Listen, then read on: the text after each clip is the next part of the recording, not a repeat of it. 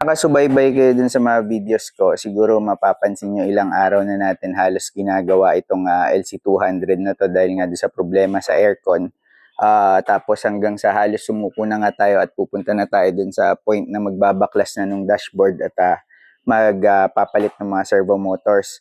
However, I stumbled upon this one vlogger, or hindi ko alam kung vlogger ba siya o nag-share lang ng experience na merong chances na hindi makuha sa reset or relearn function kasi nagkukulang yung voltage ng battery. So, for the last time bago tayo magbaklas, eto, i-charge muna natin yung battery. Although, kasi hindi ko to naisip nung una kasi nga yung baterya niya malakas naman.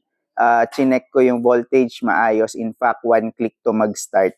Pero, siguro, one last throw bago natin baklasin yung dashboard kasi nga very complicated yung pagbaklas. Hindi ganun kadali. Subukan muna natin i-charge.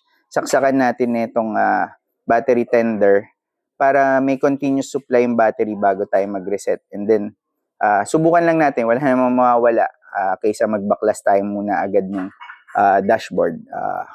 One last try.